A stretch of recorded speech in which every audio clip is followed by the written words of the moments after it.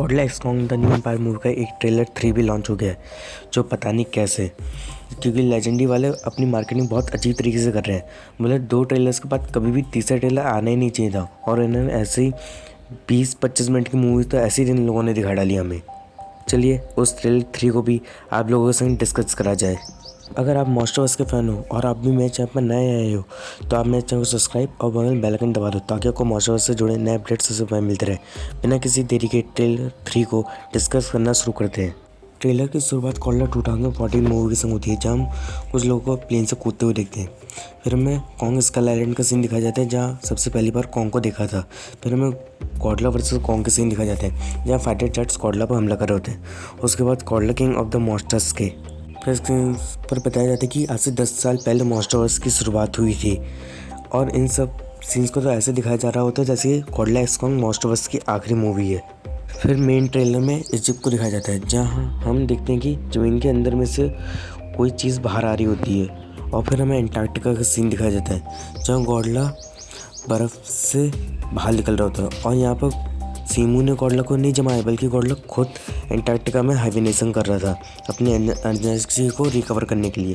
फिर हम गॉडजिला की एटॉमिक पावर को एक्टिवेट होते हुए देखते हैं। उसके बाद फिर गॉडजिला की आँख खुलती है, और फिर हमें सीधा इजिप्ट का सीन दिखाया जाता है, जहाँ सीमू अंदर से बाहर आ रही होती है, और उसी संग कॉन्ग भी बाहर आता है, और साथ में कॉन्ग का बेस क्लो वाला हाथ भी दिखाया जाता है हमें। फिर हम गॉडजिला को देखते हैं, जिसके आजू बाजू बहुत सारे हेलीकॉप्टर उड़ रहे होते हैं, यानी कि इंसानों ने गॉडजिला को जगाया कॉन्ग की मदद के लिए।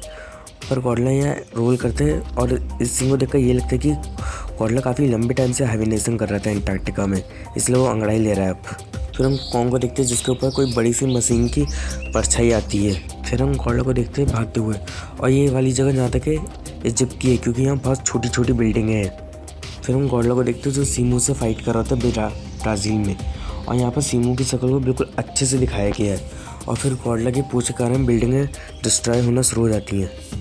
फिर से हम कॉन्ग को देखते हैं, जो स्कार किंग को उठाकर गॉडजिला की ओर फेंकता है, पर यहाँ देखेंगे कॉन्ग ने अपने बेस ग्लो वाले हाथ से फेंका है स्कार किंग को उठाकर, और फिर गॉडजिला भी अपनी पूछ से स्कार किंग को फुटबॉल की तरफ फेंक देता है। पर यहाँ पर जब गॉडजिला ने अपने डॉर्सन प्लेट्स को एक्टिव करा, तभी उसमें इतनी ज़्यादा ताकत आ गई कि वो स्कार किंग को एक फुटबॉल की तरह उड़ाकर फेंक दिया उसने। यानी कि बेचारा स्कार किंग गॉडजिला और कॉन्ग के बीच में फुटबॉल का काम कर रहा है अब। फिर हम देखते हैं कि हमारे कॉन्ग के पीछे दूसरे कॉन्ग्स पड़े हुए होते हैं, और यहाँ पर कॉन्ग का राइट वाला हैंड बिल्कुल फ्रैक्चर हो चुका है, और ये पीछे वाला कॉन्ग के हाथ में जो चाकू है वो उससे कॉन्ग को मारने वाला होता है। इतने में कॉन्ग हवा में एक वेल पर लटक जाता है, और वो वाला कॉन्ग सीधे जमीन के अंदर जा गिरता है। देखा जाए ये एक ट्रैप था, यानी कि स्कार किंग ने अपने एरिया के आजू बाजू बहुत सारे ट्रैप बिछा रखे हैं। फिर हम देखते हैं कॉन्ग एक रोल करता है और साथ में अपनी छाती को पीटता है, और यहाँ कॉन्ग का दांत और साथ में उसका राइट वाला हैंड दोनों सही सलामत है, यानी कि अभी तक कॉन्ग की किसी संग भी फाइट नहीं हुई है यहाँ पर।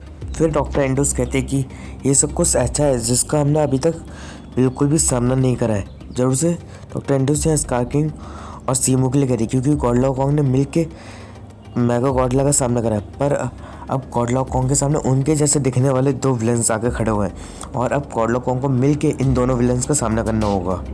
फिर हम स्कार किंग के साम्राज्य वाला जगह को देखते हैं, जहाँ स्कार किंग रोल कर रहा है। उसके बाद फिर हम बर्नी, ट्रैपर, इन सबको होल अर्थ में जाते हुए देखते हैं। फिर हमें कॉन्ग को दिखाया जाता है, जो एक रोल कर रहा था, और यहाँ पर बर्फ़ भी गिर रही है, क्योंकि कॉन्ग के ऊपर बर्फ़ भी लगी हुई है। जरूर से एंटार्क्टिक वाला सीन होगा।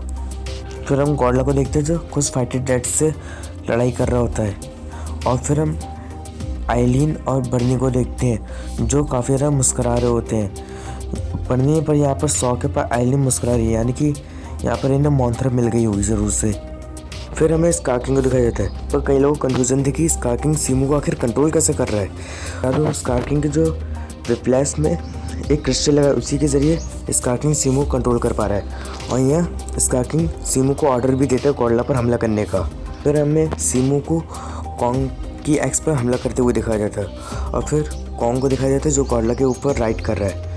फिर हमें इस मूवी का टाइटल दिखाया जाता है, जिसका नाम होता है GXK, यानी कि Godzilla x Kong the new empire. और मुझे ये टाइटल काफ़ी ज़्यादा अच्छा भी लगा, और इसी के संग ये पूरा ट्रेलर कंप्लीट हो जाता है।